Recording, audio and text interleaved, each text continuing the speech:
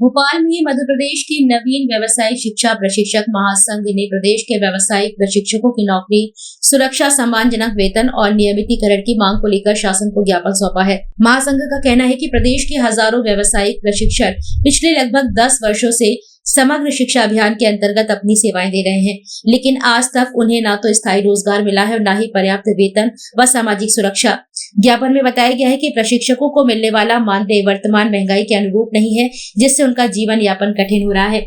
महासंघ ने अपनी प्रमुख मांगों में मानदेय में वृद्धि, प्रतिवर्ष वेतन वृद्धि, नियमितीकरण, नौकरी की सुरक्षा, ESI, मेडिकल सुविधा, मातृत्व अवकाश और विभाग स्तर पर स्थायी समिति के गठन की मांग की है। संगठन ने शासन से इन मांगों पर शीघ्र सकारात्मक निर्णय लेने का आग्रह किया है।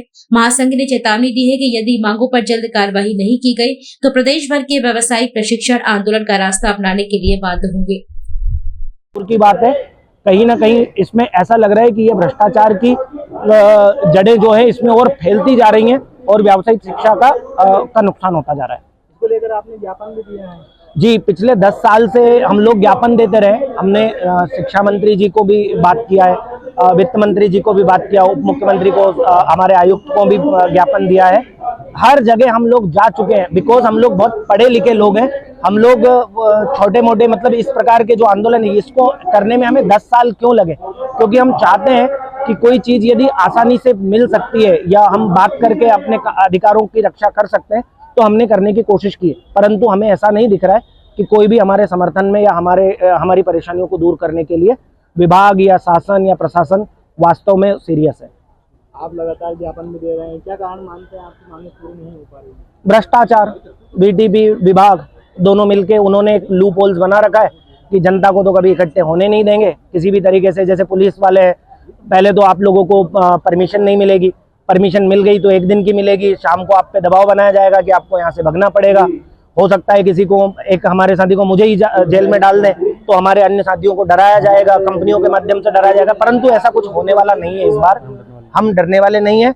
हम यदि हमें जेल में भी डाला जाए या हमें किसी भी प्रकार से किसी भी प्रताड़ना और किया जाए तो हम प्रताड़ना सहने के लिए तैयार हैं, क्योंकि हम 10 साल से इस चीज के आदी हो चुके हैं। अगर आपकी मांगें पूरी नहीं होती है तो अनिश्चितकालीन हड़ताल है? अनिश्चितकालीन हड़ताल है, कोई वो नहीं है इसका समय सीमा, जब तक, क्योंकि ये मांगे ही नहीं है।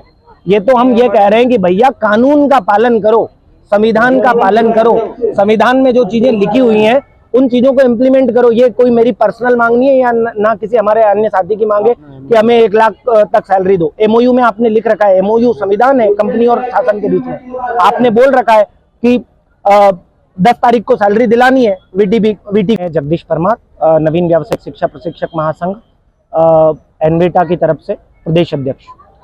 आप यहाँ पर धरना प्रदर्शन कर रहे हैं, इन मांगों को लेकर आप प्रदर्शन कर रहे हैं? सर, ये जो हमारा धरना प्रदर्शन है ये हमारे पिछले 10 साल के शोषण का नतीजा है। आज हम जिस प्रकार से हमारा शोषण किया जा रहा है व्यावसायिक प्रशिक्षकों का 10 साल से विभाग द्वारा, उसके एवज में ये आज हमारे जो साथी हैं यहाँ पे इकट्ठे हुए हैं और हमारी कुछ मूलभूत मांगे हैं जिनमें हम लोग चाहते हैं कि जो कंपनी और डिपार्टमेंट के बीच में MOU साइन होते हैं उसमें श्रम नियमों का पालन किया जाए, मानवाधिकार का पालन किया जाए और उसके साथ साथ जो MOU बनता है उसमें हम एक स्थायी समिति बनाए जिसमें डिपार्टमेंट के अधिकारी भी हों, हम व्यावसायिक प्रशिक्षक भी शामिल हों उसमें, ताकि हम ग्राउंड की रिपोर्ट को उसमें शामिल करवा सके, ग्राउंड की परेशानियों को हम बता पाएं कि किस तरीके से व्यावसायिक शिक्षा का